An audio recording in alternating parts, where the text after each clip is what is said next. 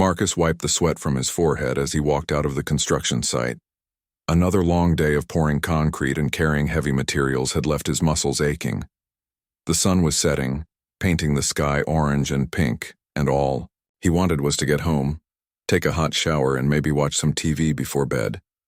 He had been renting the small apartment on Maple Street for 3 years now. It wasn't fancy, but it was affordable on his construction worker's salary. The landlord was some company he never dealt with directly. He just sent his rent check to a property management office downtown every month. As Marcus turned the corner, onto his street, he noticed a woman standing next to a broken-down car. Steam was rising from under the hood and she looked frustrated and worried. She was probably in her 50s, well-dressed in a business suit with graying hair pulled back. In a neat bun, her expensive-looking purse sat on the roof of the car while she stared helplessly at the engine. Marcus had always been the type of person who couldn't walk past someone in trouble. His mother had raised him that way. If you can help someone, you help them, she used to say. You never know when you might need help yourself. He approached the woman cautiously, not wanting to startle her. Excuse me, ma'am. Car trouble? The woman looked up, and Marcus could see the relief in her eyes. Oh, thank goodness. Yes, I was driving home from work when it just started overheating. Steam started pouring out and I had to pull over. I don't know anything about cars. Marcus smiled reassuringly. I'm not a mechanic, but I know a few things. Mind if I take a look? Please, I would be so grateful. I'm Margaret, by the way. Marcus, nice to meet you, though I wish it was under better circumstances. He rolled up his sleeves and peered under the hood. The radiator was bone dry, and he could see a small crack in one of the hoses. Well, I've got some good news and some bad news, he said, wiping his hands on his jeans. The good news is it's not a major problem. The bad news is you've got a cracked radiator hose and the radiator is completely dry. Margaret's face fell. How much do you think that will cost to fix? The hose itself isn't expensive, maybe $20. But you'll need to get it towed to a shop and that could be costly. Plus you can't drive it like this without risking serious engine damage. Margaret pulled out her phone. I'll call a tow truck then. Do you know any good repair shops around here? Marcus thought for a moment. Actually, I've got some tools at home, and there's an auto parts store just a few blocks away. If you want, I could run get the hose and fix it for you. It's a pretty simple job, would only take about 30 minutes once I get the part. Margaret stared at him in amazement. You would do that for a complete stranger? Sure, why not? I've got time, and it's not hard to do. Just need to drain what little coolant is left, replace the hose, and refill the radiator. Like I said, pretty straightforward. But the parts store is probably closed by now, isn't it? Marcus checked his watch. It was almost 7 o'clock. Tony's Auto Parts stays open until 8 on weekdays. I could walk there, get what we need, and be back in 20 minutes. Margaret reached for her purse. Let me give you money for the parts and something for your trouble. Marcus held up his hand. Keep your money. I'm just being neighborly. I insist on paying for the parts at least. Tell you what, you can buy me a cup of coffee sometime if you want to pay me back. Deal? Margaret smiled for the first time since he'd met her. Deal. But I'm buying you the best cup of coffee in town. Marcus jogged to the parts store, found the right hose, and even convinced Tony to let him borrow a coolant funnel. When he got back, Margaret was sitting on a nearby bus bench looking much more relaxed. Found everything we need, Marcus announced, holding up the small bag. He got to work immediately. First, he positioned a small container under the radiator to catch the remaining coolant. Then he carefully removed the old, cracked hose and fitted the new one in place. The whole process took exactly 27 minutes. Okay. Now for the moment of truth, Marcus said as he started the engine. The car purred to life without any steam or strange noises. Margaret clapped her hands together. You did it. Oh my goodness, you actually fixed it. Just keep an eye on the temperature gauge for the next few days, Marcus advised. And you might want to have a mechanic check the whole cooling system. Soon. Sometimes when one hose goes, others aren't far behind. Margaret stood there for a moment, looking like she wanted to say something important. Marcus, I cannot thank you enough for this. You have no idea how much this means to me. Just glad I could help, Marcus replied, gathering up his tools. That's what neighbors are for. Where do you live? I'd like to know where to find you for that coffee. Marcus pointed down the street. Just 3 blocks that way, in the little apartment complex on Maple Street. The blue building. Margaret's expression changed slightly, though Marcus didn't notice. The blue building on Maple Street?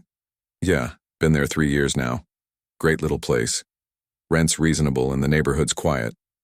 Well, Margaret said carefully, I certainly know where to find you now. They shook hands and Marcus headed home, feeling good about his random act of kindness. He had no idea that this simple gesture would change his life in ways he never could have imagined. 3 days passed and Marcus had almost forgotten about the encounter with Margaret. Work had been particularly demanding that week, with a big commercial project requiring overtime hours. He was exhausted but grateful for the extra money. Friday evening, as Marcus was checking his mailbox, he found an envelope that made him pause. Instead of the usual bills and junk mail, there was a cream-colored envelope with his name written in elegant handwriting. Inside was a note on expensive stationery. Dear Marcus, it read, I hope this finds you well. I wanted to thank you again for your incredible kindness on Tuesday evening. As promised, I would love to buy you that cup of coffee. Would you be available this Saturday at 10 a.m.? There's a lovely cafe called The Corner Bean on 5th Street. If this time works for you, I'll be there waiting. If not, please call me at the number below and we can arrange another time. With gratitude, Margaret. Marcus smiled as he folded the note. He had to admit he was curious about Margaret. She seemed different from most people he knew, more refined somehow. And he had promised her that coffee. Saturday morning arrived crisp and clear. Marcus put on his best jeans and a clean button-down shirt. The Corner Bean was in the nicer part of town, and he didn't want to look out of place. When he walked into the cafe, he spotted Margaret immediately. She was sitting at a corner table looking elegant in a casual but expensive-looking sweater and slacks. She waved him over with a warm smile. Marcus! I'm so glad you could make it, she said, standing to greet him. Wouldn't miss it, Marcus replied, taking a seat across from her. This place is really nice. I come here often. The owner, Sarah, makes the best pastries in town. I took the liberty of ordering you a coffee, but I wasn't sure how you like it. Black is perfect, thanks. Margaret studied his face as he took a sip. So tell me about yourself, Marcus. What do you do when you're not rescuing stranded motorists? Marcus chuckled. I work construction. Been doing it for about 8 years now. It's honest work, keeps me in shape, and I like building things that will last. That's wonderful. Do you enjoy it? Most days, yeah. There's something satisfying about seeing a project come together from nothing. Right now we're working on a new office building downtown. Should be finished by Christmas. Margaret nodded thoughtfully. And you live in that apartment complex on Maple Street? Yeah, like I mentioned the other night, it's a good place. Quiet neighbors, reasonable rent. The landlord keeps things in good repair too, which you don't always find in rental properties. Something flickered across Margaret's face, but she quickly covered it with a smile. Have you lived there long? 3 years next month. I looked at a lot of places before I found it. Most apartments in my price range were either too small, too noisy, or in bad neighborhoods. This one was perfect, though. Margaret leaned forward, slightly. What made you choose that particular building? Marcus found the question a bit odd, but answered anyway. Well, it was affordable for one thing, and when I first looked at it, I met some of the other tenants. They all seemed like good people. There's Mrs. Chen who lives downstairs from me. She's this sweet elderly lady who makes amazing dumplings. And there's Jake. He's a college student who's always studying. Nice, quiet building. That sounds lovely, Margaret said. But Marcus noticed. She seemed a bit distracted. Is everything okay? You seem like something's on your mind. Margaret hesitated, then took a deep breath. Marcus, there's something I need to tell you. I should have mentioned it the other night, but I wasn't sure how. Marcus felt a knot form in his stomach. What is it? The apartment building where you live, the blue one on Maple Street. I own it. Marcus stared at her, coffee cup halfway to his lips. You what? I own the building. I've owned it for about 5 years now. I bought it as an investment property. The cafe suddenly felt very quiet around them. Marcus set down his cup carefully, his mind racing. So you're my landlord? Technically, yes, though I work through a property management company. I don't usually have direct contact with tenants. Marcus leaned back in his chair, trying to process this information. So, when I helped you with your car, you knew who I was? No, not at first. I had no idea. When you told me your name and where you lived, it took me a moment to put it together. I recognized your name from the rental applications I review. Wow. This is really weird, Marcus said, running a hand through his hair. I understand. This might feel strange. I debated whether to tell you at all. Marcus looked at her suspiciously. Why didn't you say something right away? Margaret's cheeks reddened slightly. Honestly, because you were being so kind and I didn't want to make it awkward.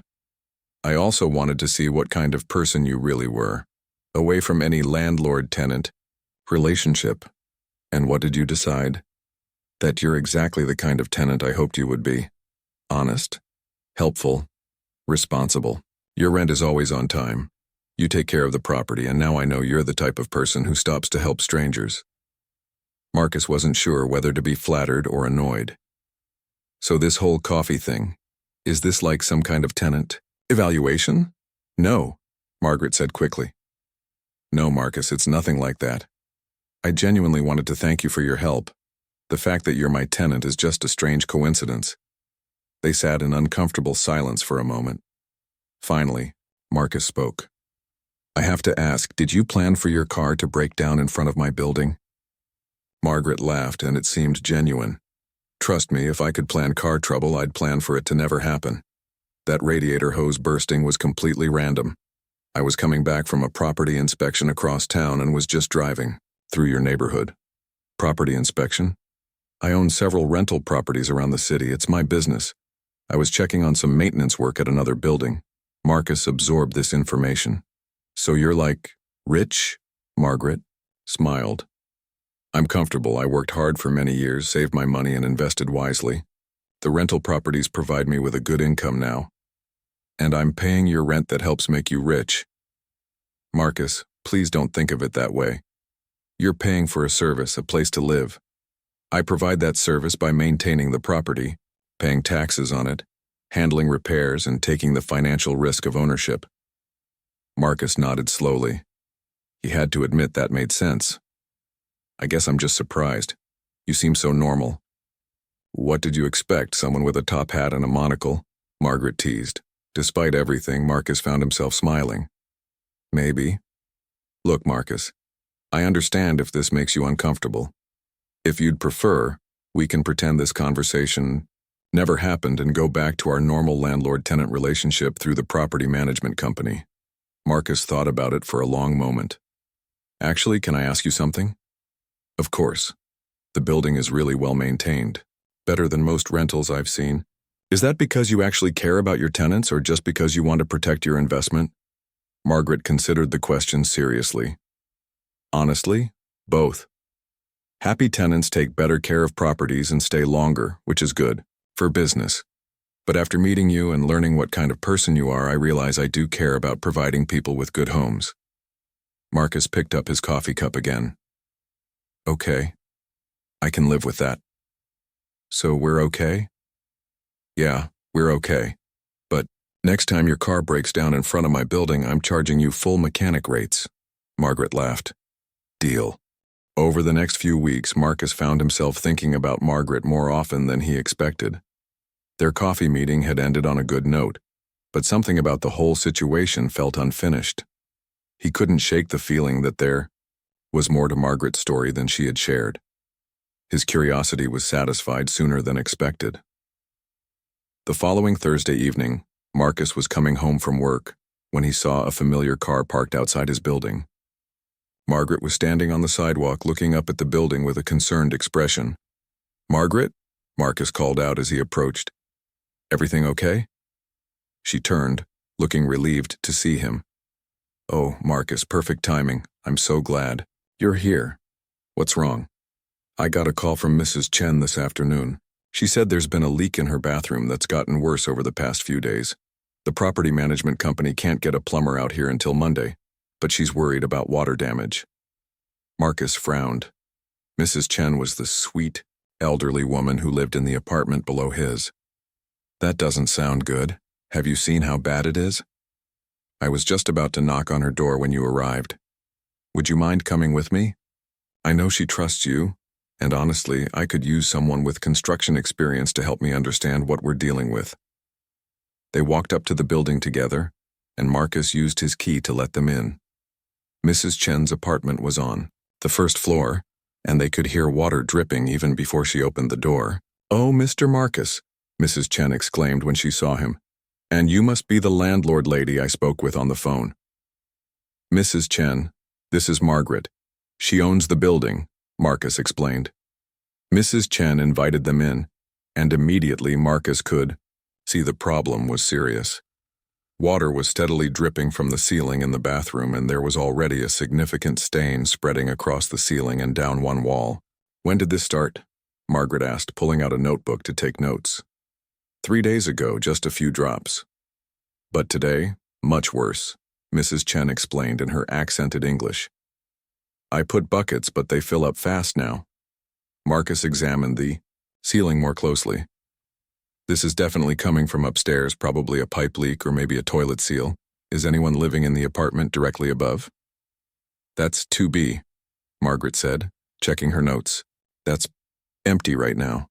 We've been renovating it between tenants." "That might be the problem then," Marcus said grimly.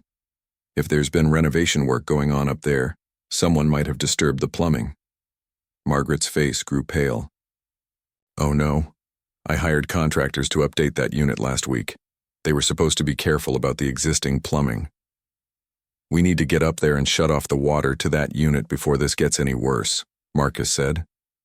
"Do you have keys?" "Yes, of course." Margaret turned to Mrs. Chen. "I'm so sorry about this. We'll take care of everything, I promise."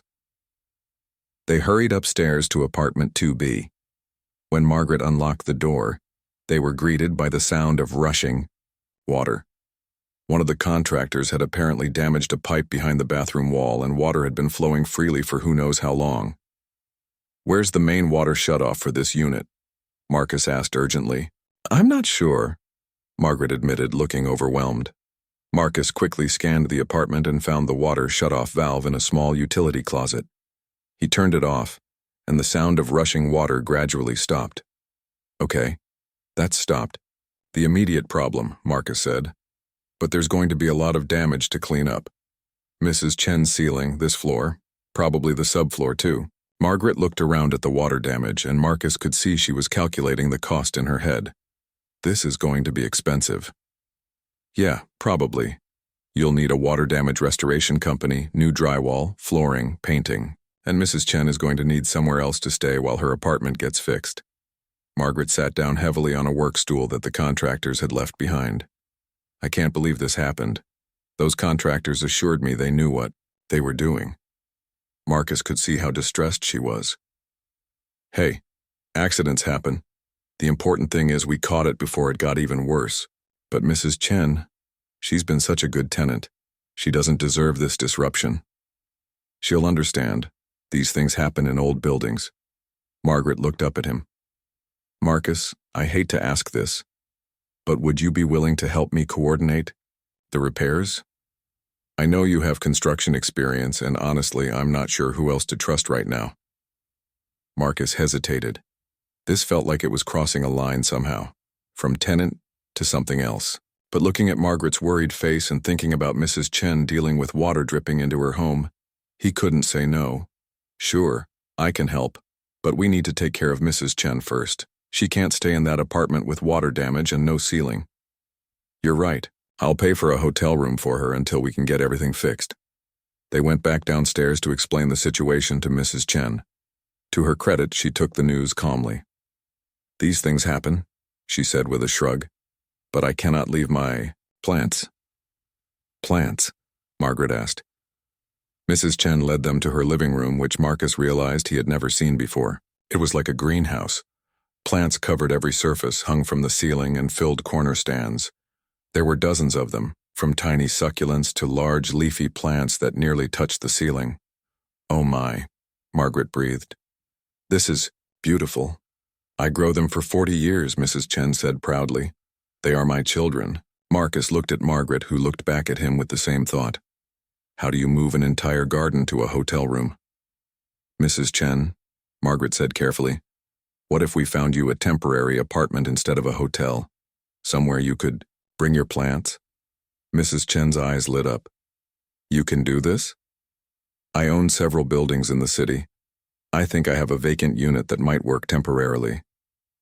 Margaret pulled out her phone and started scrolling through contacts. "Let me make some calls." While Margaret stepped outside to make phone calls, Marcus helped Mrs. Chen organize her plants and pack essential items. He was amazed by how knowledgeable she was about each plant, talking to them as she watered them and prepared them for the move. "You are good man, Mr. Marcus," Mrs. Chen said as they worked. "You help neighbor, you help landlord lady. Your mama raised you right." "Thanks, Mrs. Chen. You're pretty great yourself." Margaret returned, looking more relaxed. "Good news. I have a furnished one-bedroom unit available across town. It has big windows with good light for your plants. You can stay there as long as needed while we fix everything here." "And the cost?" Mrs. Chen asked worriedly. "No cost to you. This is my responsibility to fix." Over the next 2 hours, they helped Mrs. Chen pack her belongings and carefully transport her plants to the temporary apartment. Marcus found himself impressed by how Margaret handled everything. She was patient, generous, and genuinely seemed to care about Mrs. Chen's well-being beyond just the business aspects of being a landlord. As they finished moving the last of the plants, Mrs. Chen grabbed both of their hands. "Thank you both. You are good people. Family." Driving back to Maple Street in Margaret's car, Marcus found himself seeing her in a new light. "You didn't have to go to all that trouble for Mrs. Chen," he said. Margaret glanced at him. "Of course, I did. She's not just a tenant, she's a person. And this happened because of contractors I hired. It's my responsibility." Not every landlord would see it that way. Then not every landlord is doing their job right. Marcus nodded thoughtfully. "You know, I misjudged you at first." "What do you mean?" "When you first told me you owned the building, I guess I had some preconceived ideas about landlords, but watching how you handled this situation, you really care." Margaret smiled. "I wasn't always in the rental property business, you know. I had to learn how to be good at it." "What did you do before?" Margaret was quiet for a moment. "That's a story for another time. But let's just say I understand what it's like to need a safe, affordable place to live." The water damage restoration took 2 full weeks. Marcus found himself working closely with Margaret to coordinate contractors, inspect repair work, and check on Mrs. Chen at her temporary apartment. What started as a simple favor had evolved into something that felt like a partnership. Marcus was surprised by how much he enjoyed working with Margaret. She was smart, decisive, and had a good sense of humor, even when dealing with frustrating contractors. He found himself looking forward to their daily check-in calls and the occasional lunch meetings to discuss the progress.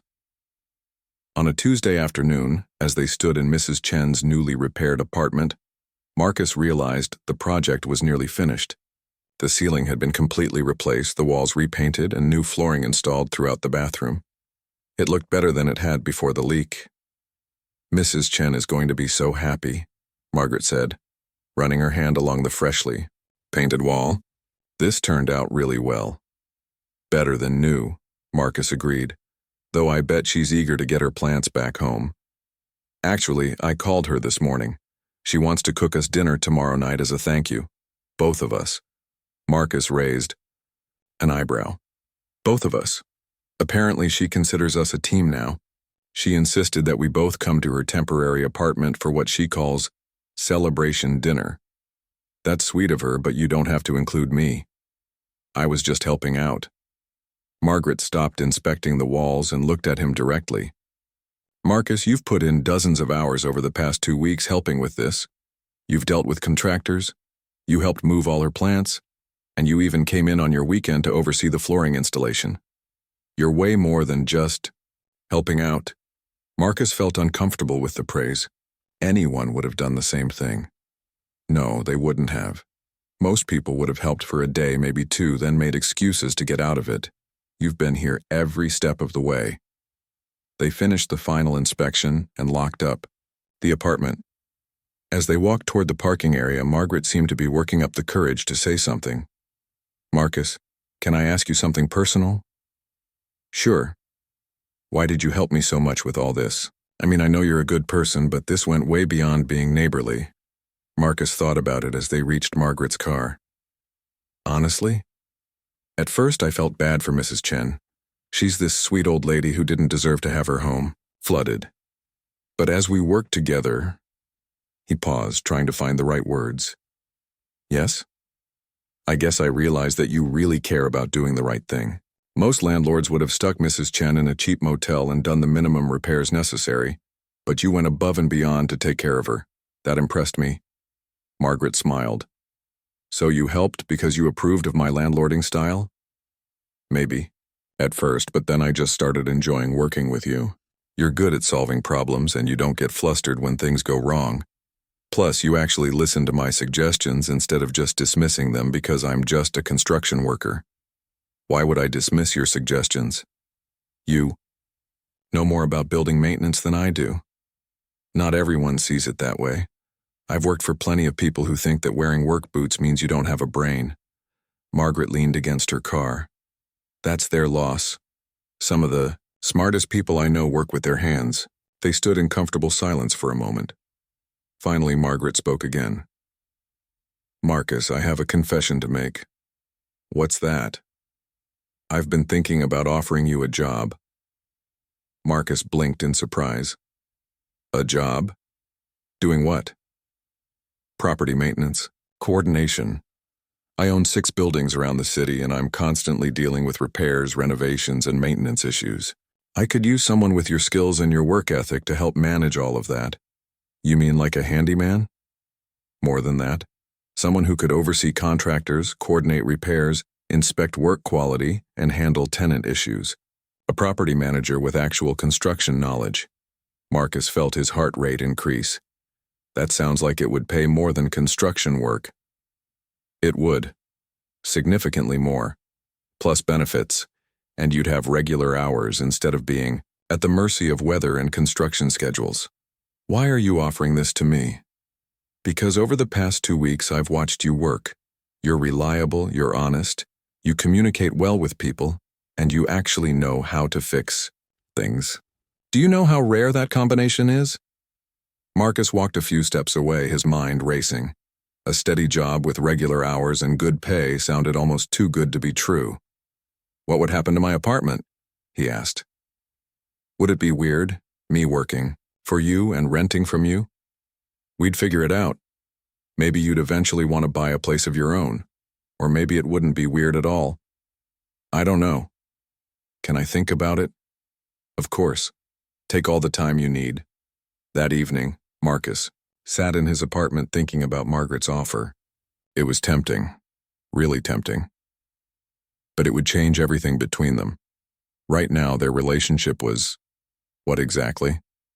They'd started as strangers, then became landlord and tenant, then something like friends or colleagues during the repair project. Adding employer and employee to the mix seemed complicated. He called his sister Lisa, who lived across the state. So let me get this straight, Lisa said after he explained the situation. This woman owns your building, you helped fix her car, then you helped her deal with a water leak, and now she wants to hire you?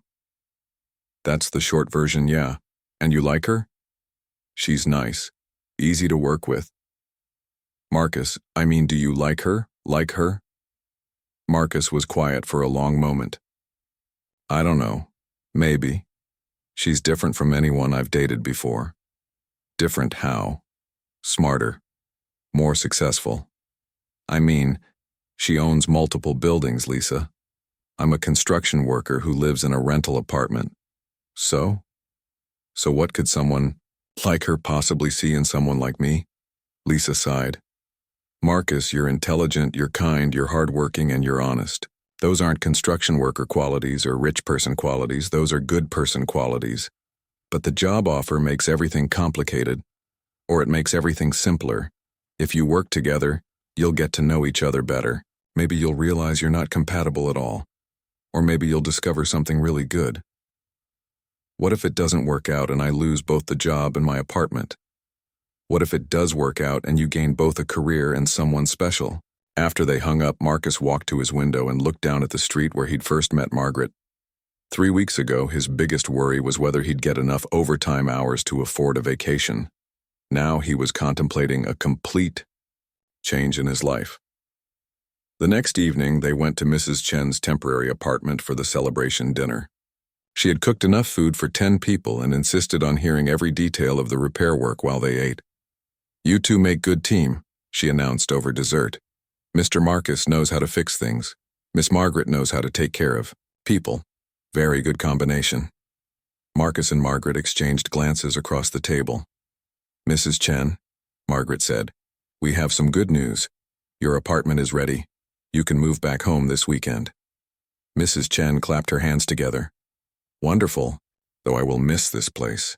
The light is very good for my plants." "Speaking of which," Marcus said, "I rented a truck for Saturday morning to help you move everything back." "You're too good to me, Mr. Marcus." As they prepared to leave, Mrs. Chen pulled Margaret aside. Marcus couldn't hear what she was saying, but he saw Margaret blush and laugh. "What did she tell you?" Marcus asked as they walked to the car. "She said I should keep you around because good men who know how to fix things are hard to find." "She's not wrong about that." Margaret stopped walking and turned to face him. "Marcus, have you thought about my job offer?" Marcus looked at her, standing under a streetlight with snow just starting to fall around them. "Yeah, I've thought about it. And I'm interested, but I think we should talk about what it would mean for this." He gestured between them. "This?" "Whatever this is that's happening between us." Margaret smiled. "I was wondering if you'd notice that too. Kind of hard not to notice." "So what? Do you think it means?" Marcus stepped closer to her. "I think it means we should figure it out together. Even if it's complicated, especially if it's complicated." Marcus started his new job on a Monday morning in December. Margaret had arranged for him to work out of a small office space in one of her other buildings, giving him a base of operations and some professional distance from their personal relationship. His first week was a whirlwind of learning. Margaret introduced him to her existing contractors, showed him the filing systems for each property, and walked him through the financial aspects of property management. Marcus was surprised by how much he enjoyed the business side of things. "You're a natural at this," Margaret said on Friday afternoon as they reviewed his first week's work. "Mrs. Rodriguez in Building C has been complaining about her heater for months. 3 different repair companies said they fixed it, but you figured out the real problem in 20 minutes. Sometimes you just need someone who understands how heating systems actually work," Marcus replied, updating his notes on the laptop Margaret had provided for him. "That's exactly my point. You see things that others miss." They had agreed to keep their working relationship strictly professional during business hours, but Marcus found it challenging. Margaret was impressive to watch in action. She was fair with tenants, firm with contractors who tried to cut corners, and always focused on long-term solutions rather than quick fixes. After work that Friday, they went to dinner at a small Italian restaurant Margaret had suggested. It was their first official date, though they'd been dancing around the idea for weeks. "So," Margaret said over appetizers, "how was your first week as a property manager?" "Honestly, I loved it. I thought I'd miss the physical work of construction, but there's something satisfying about solving problems and helping people." "Any regrets about leaving construction?" Marcus shook his head. "None so far, though I do miss working with my hands sometimes." "Well, you'll still get plenty of that. Wait until you see what needs fixing at Building D." They talked easily through dinner, discussing work, sharing stories about their childhoods, and discovering they had more in common than either had expected. Margaret told him about growing up in a small town, working her way through college, and her first job as a bank teller. "I always knew I wanted to be independent," she explained. I watched my mother struggle after my father left. She had no savings, no job skills, and we almost lost our house. I swore that would never happen to me. Is that why you got into real estate? Eventually, yes. I worked at the bank for 15 years, saved every penny I could, and learned about investments. When I had enough for a down payment on my first rental property, I bought a small duplex. I was terrified. What happened? It was a disaster at first. Bad tenants, expensive repairs, problems I never anticipated. I almost sold it 3 times in the first year, but you didn't. No, I didn't. I realized that most of my problems came from not understanding the business well enough. So I studied. I read books, took courses, talked to other property owners. I learned from my mistakes. Marcus found himself admiring her determination. And now you own 6 buildings. Now I own 6 buildings and employ a very handsome property manager, she said with a smile. After dinner, they walked slowly back to Margaret's car, neither wanting the evening to end. Margaret, Marcus said as they reached the car, can I ask you something? Always. When you first told me you owned my building, you said you wanted to see what kind of person I really was. What did you mean by that? Margaret leaned against the car, considering her answer.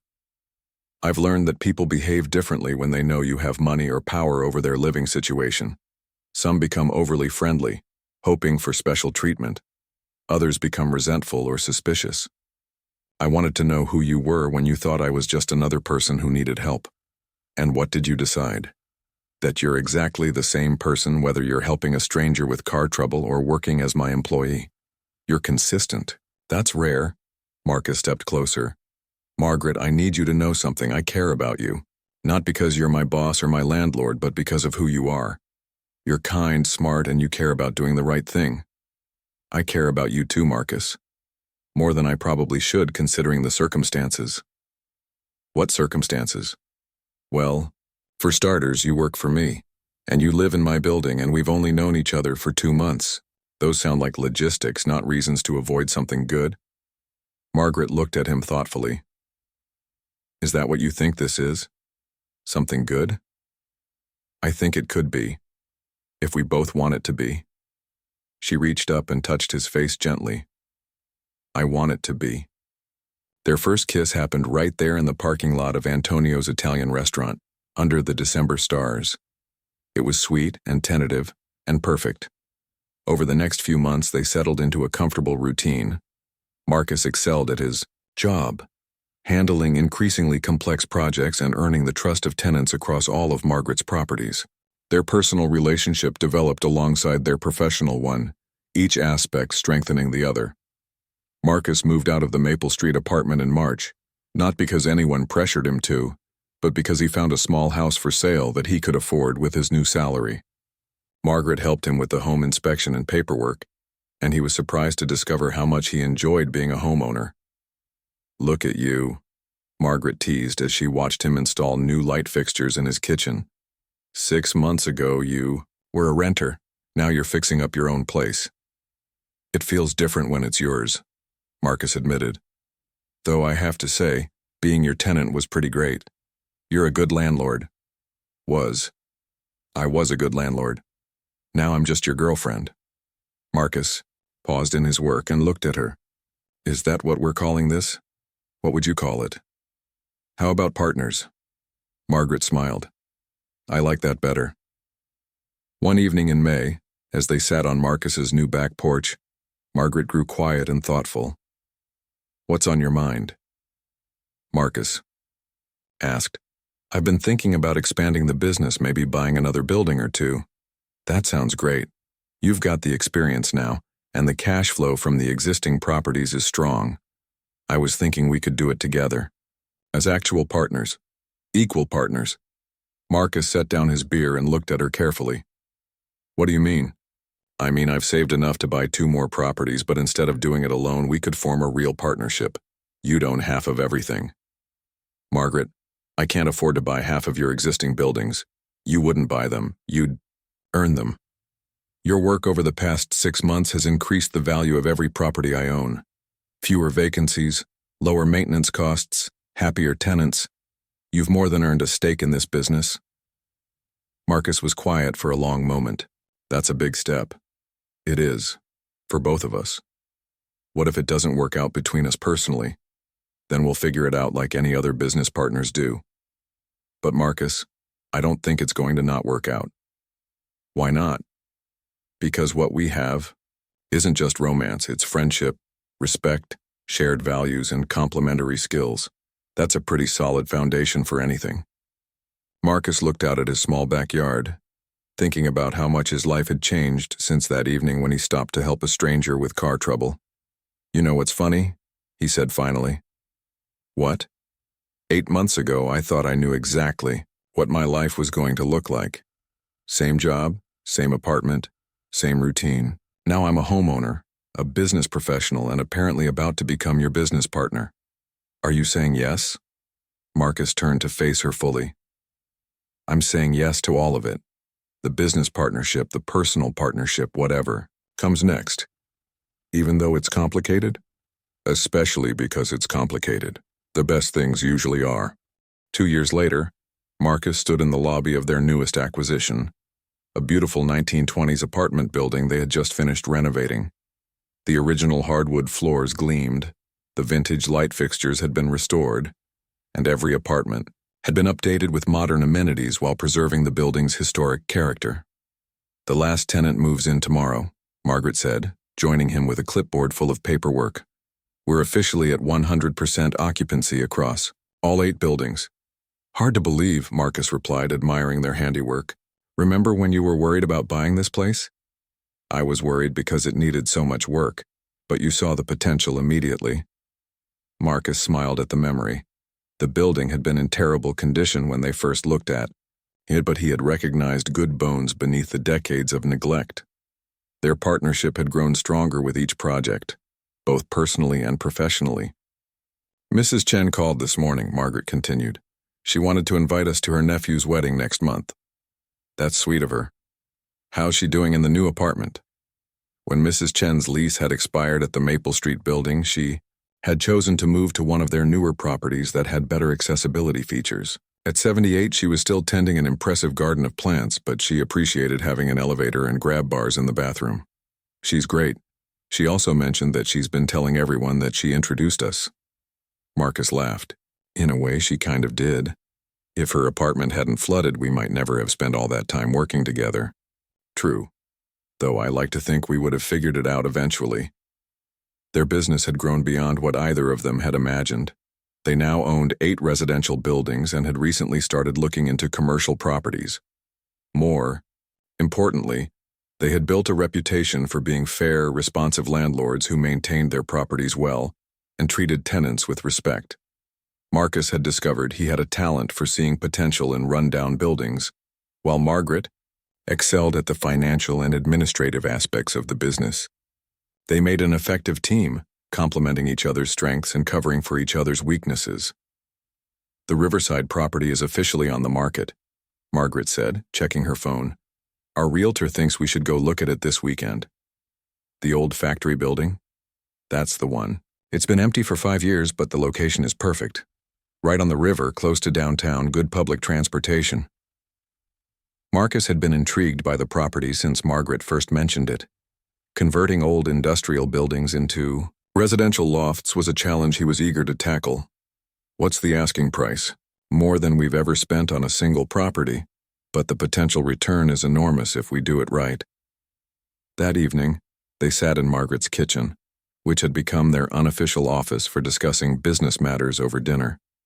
The dining room table was covered with building plans, financial projections, and contractor estimates.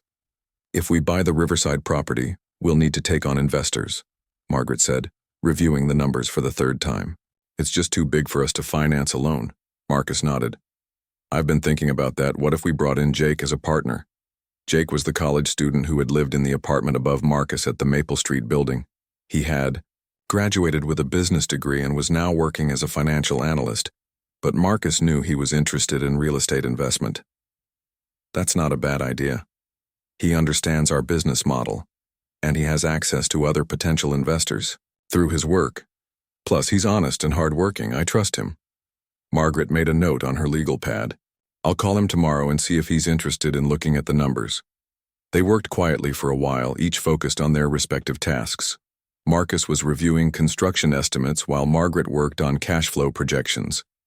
It was a comfortable, familiar routine that felt natural after 2 years of partnership. Marcus, Margaret said suddenly, looking up from her calculator. Yeah? Do you ever think about what would have happened if your car had broken down that night instead of mine? Marcus considered the question. You mean if I had been the one stranded and you had driven by? Exactly. Honestly, I think you would have stopped to help. You would have called a tow truck for me, maybe offered to wait until it arrived. You're that kind of person. But would we have ended up here? Marcus set down his papers and looked at her. I don't know. Maybe not exactly here, but I think we would have found each other somehow. Some people are just meant to be in each other's lives. Margaret smiled. That's very romantic for a property developer. Hey, I'm a man of many layers. That you are. The next Saturday, they toured the Riverside property with Jake and 2 potential investors he had brought along. The old factory was even more impressive in person than it had appeared in photographs. High ceilings, huge windows, exposed brick walls, and views of the river from every floor. The structure is solid, Marcus explained to the group as they walked through the main floor. All the major systems need updating, but the building itself is sound. With the right renovation, this could be 30 high-end residential units. One of the investors, a woman named Patricia who owned several commercial properties downtown, was particularly interested. What's your timeline for completion? 18 months from start to finish, Margaret replied. We factored in time for permits, potential delays, and a thorough renovation that preserves the building's industrial character while creating modern living spaces. After the tour, they gathered at a nearby coffee shop to discuss the proposal in detail. By the end of the meeting, they had preliminary agreements from both investors and a clear plan for moving forward. I can't believe we're actually going to do this, Marcus said as they drove home. Having second thoughts? No, just amazed. 3 years ago, I was a construction worker living paycheck to paycheck. Now I'm about to become part owner of $1 million development project. You've earned it, Marcus, every bit of it. We've earned it. None of this would have happened without both of us. Margaret reached over and squeezed his hand. That's why we make such a good team. That evening, they celebrated with dinner at the same Italian restaurant where they'd had their first date. Antonio, the owner, had become a friend over the years and always reserved their favorite corner table. To new beginnings, Margaret said, raising her wine glass. To taking chances on strangers with car trouble, Marcus replied, clinking his glass against hers. As they talked about their plans for the Riverside project, Marcus reflected on the unexpected turns his life had taken. A simple act of kindness had led to friendship, partnership, love, and a completely new career. He had learned that sometimes the best opportunities come disguised as ordinary moments. You know what I realized today? Margaret said as they shared dessert. What's that? When I bought my first rental property, I thought success would be measured by how much money I made or how many buildings I owned. And now? Now I think it's measured by how many people we can help have good homes, and by building something meaningful with someone you care about. Marcus looked around the restaurant at the other couples sharing meals and conversations, at Antonio greeting regular customers like family, at the warm, welcoming atmosphere that made the place special. I love you, Margaret. I love you too, Marcus.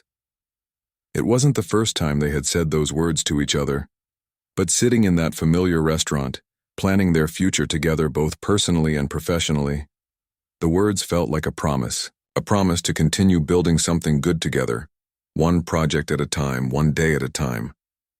Outside it had started to snow, but inside the warm restaurant, surrounded by the comfortable sounds of conversation and laughter, Marcus felt like the luckiest man in the world. All because he had stopped to help a stranger with car trouble on a random Tuesday evening. Sometimes, he thought, the smallest acts of kindness lead to the biggest changes in life. And sometimes the person you help turns out to be exactly the person you've been looking for all along.